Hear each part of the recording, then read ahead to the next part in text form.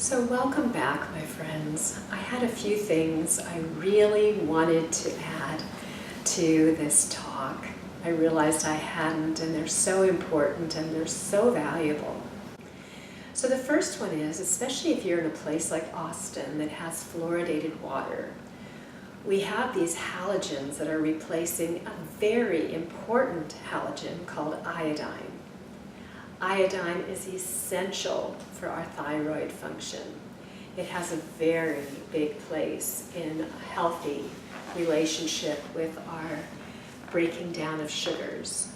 And we are basically displacing the iodine receptors with other receptors. If you're eating bread, then what used to be used to soften the flour was iodine, but for a number of years now it's been bromide, and bromide is also a halogen that will fill up your iodine receptors. And then the fluoride, of course, is a big deal. And I used to love doing bath therapies till I knew better, and now I just will not soak in a bathtub any longer because I'd be getting so much fluoride. But what I'd like to show you is I've taken a little bit of 5% Lugol's iodine, which is potassium iodine, and I've put it here on this little cotton ball. And Richard loves to paint his whole chest with this. He looks like like he's got his war paint on, ready to head off into the wilds. But you can just place some, if you like, right here on your wrist. And as you can see, it really has a strong color. And what we can discover is how long it takes for your body to absorb this. When you need iodine, it absorbs very quickly. This should stay brown like that for 24 hours or more. But I dare say this will be gone on me within 3 to 5 hours. So it's a really big deal in Texas. Most of us are very, very much in trouble with our iodine levels. And then that would contribute to all the problems that have to do with the thyroid, like difficulty in losing weight or losing weight too quickly. Having moodiness, ups and downs.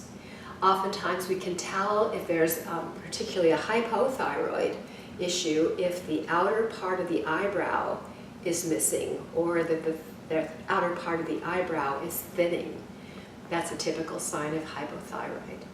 Another one is cold hands and feet. So when we have a problem with circulation, oftentimes that will tell us that there's a thyroid need. But you can find out very quickly if you need iodine without doing a blood test or anything, just by putting some iodine on your wrist and checking how long it takes for it to be absorbed by your body. And I dare say I highly recommend that you would do it daily if it doesn't last you for 24 hours. We love playing with this with children. I'll make sunshines or pretty little pictures on their bellies, and they really love it. And it's a great way to help your children to get the iodine that they need, especially if you see that they're sluggish or moody or irritable or just don't want to play, or even with issues with learning. Iodine can be very, very, very helpful for that. So I think you can see that's one of those things that you can easily take care of at home, and I highly recommend that you look into it for yourself. The next thing is almost all of us could use more support with our lymphatic systems. Our lymphatic systems are deeply involved with the whole arena of cleansing the body and supporting the health of the organs. The lymph, basically through a very complex vessel system, moves upward through the body. And the way that it moves upward is through two things. One is peristalsis of the bowels, but the other is through deep abdominal breathing. And many of you may have seen in the past different types of lymph massage, and I can show you how to do a lymph massage. But one thing that's very effective, super easy to do, and doesn't take you hardly any time at all, is to do a special type of breath. And you can do this 4 or 5 times. You can do it all at one time if you want to, but I highly recommend that you do it at different times during the day. So maybe 2 or 3 breaths at a time. And what you want to imagine is that you're trying to blow up something that's incredibly hard to blow up, like, I don't know, a mattress or something like that, an air mattress with your mouth. And so you imagine that there's a tremendous amount of back pressure coming towards you. And you take in a deep breath, and then you just breathe out really hard, and you really feel this whole rib cage moving.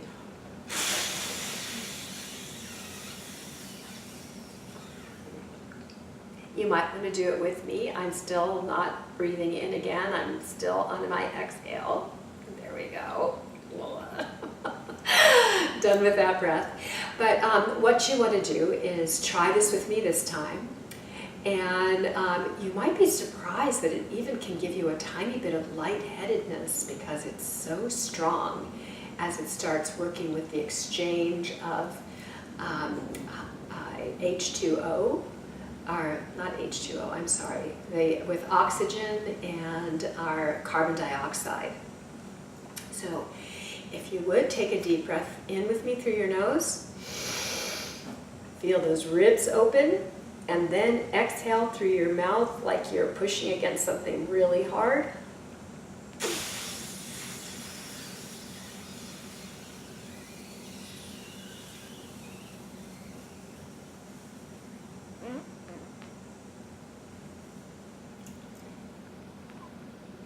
And there you have it.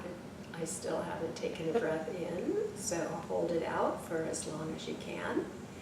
And see if you don't notice a little bit more difference. Like after a minute or 2, you can feel kind of a little bit of mental clarity. It's really quite lovely how strong the sensation is as we support the cleansing of our lymphatic system. Now, the other thing to know about the lymph system is that the terminus is right up here on top of our collarbone. So everything moves towards the collarbone. We typically think of everything moving up towards the collarbone, but we also have everything moving down from the top of the head towards the collarbone. So there's a process, and we might actually spend a whole 15 or 20 minutes taking you through a deeper experience of lymphatic massage. But just to give you a quick idea, you want to think about a plumbing system. And if you have something blocked, like if you have a sink and the piping underneath the sink is blocked, if you just keep pouring more water into the sink itself, it's not going to clear the sink unless you're putting something that's going to move the blockage in the plumbing out. So what you want to do is clear underneath where it's blocked first, and then move up and up and up to where the water would be coming in. So if this is where we're ultimately trying to get the energy to, we want to start out by clearing from here to here before we go to our fingertips.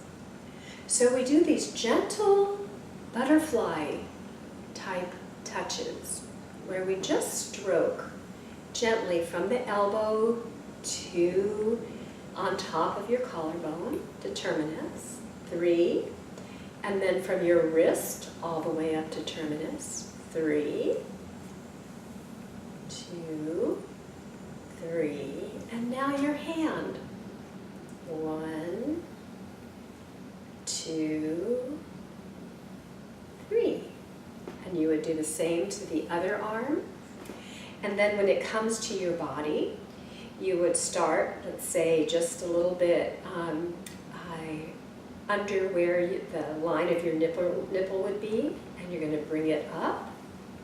1, 2, 3, and then from the middle of the chest. 1, 2, 3, and then we come down to the waist, and on the side. 1, 2, 3, and then to the middle of the waist. 1, 2, 3. Then we might come down to where our leg joins into our torso and come straight up. 1, 2, 3, and then from the knee, 1, all the way up to terminus. 2, and 3, and then to the ankle. 1, 2, and 3, and then all the way down to the foot, from the toes all the way to terminus. 1, 2, and 3. This one is really lovely to do before you go to bed, and the most relaxing and yummy part of it all is when you do your face. So you start at your neck and come down to terminus. 1, 2, 3, and then your chin. 1, 2, 3. Underneath your eyes. 1, 2, 3. From your eyebrows. 1, 2. Oh my goodness, it's so calming. 3. And then to the top of your forehead. 1, 2, 3. And then I go from the top of the head all the way down the back of the head, around the neck, and down to terminus. 1, 2, and 3. This is a really lovely thing to do with a partner. So if you're married or have a beloved, before you go to sleep at night, you can do this for each other. And sometimes the first one to receive might fall asleep before you get a chance, but it feels totally fantastic, calming and relaxing to the whole nervous system. So that's a little lymphatic piece you can do for yourselves at home. And then the other one that I find to be so helpful is people oftentimes will have issues with their stomach. They may have reflux, they may have a burning sensation after they eat. They may also have GERD, and sometimes this is caused by or greatly contributed to by a hiatal hernia. And it's so simple to work with a hiatal hernia. I tell people drink a glass or 2 of water. And I just drank some earlier, so I'm good. And what that does is it will fill your stomach with water. Sometimes it's, if you have a really large capacity for water, you might want to drink quite a bit, but you just want to feel like you're full of water. And then what you want to do is stand up, to come up on your tippy toes, and to just fall back onto your heels. And if you notice, my cheeks and everything are bouncing with the shock of the bounce to the heel. So you can go up on your toes and down 3 or 4 times, and you can feel how that pushes the stomach down. A hiatal hernia is basically when we have a situation where the little, it's called a meatus, or a hole, that comes from the esophagus down into the stomach, where the stomach itself comes up through that meatus, up into the esophageal area, and it puts pressure on that area. And all kinds of digestive issues can be greatly contributed to by the experience of a hiatal hernia. Even problems with loose stool or constipation, besides the burning sensations that one might expect from having the stomach acids coming up. So I highly recommend that you give this a try. When you go to see a chiropractor and you have a hiatal hernia, he'll tend to do a quick motion, and oftentimes they'll muscle test to identify the exact location and what place to torque and that sort of thing. But without doing that, it's good to know that on the left-hand side, underneath the little bone here, the xiphoid process, and to the middle of the navel, you can draw a gentle C from one point to the other. And you can massage this area downwards. And if, as you massage down, you notice that any of those places are tender, there's a good possibility that you have a hiatal hernia. And you want to gently massage it until there's no more discomfort in that location. And this is a way to take care of that for yourself. The other thing I highly recommend, as strange as it might sound, is to use a little bit of apple cider vinegar. I think we may have talked about that earlier. But just a couple tablespoons of apple cider vinegar and some sparkling water, maybe with a few drops of stevia, can be quite delicious. And it can also stimulate the release of hydrochloric acid. Most of the burning sensations we have is not from too much acid, but believe it or not, from not enough, where there wasn't enough to break down the food in a fermentation process that's beginning in the stomach, instead of the proper release of hydrochloric acid. So those are things that you can do to help at home to support you in being really healthy.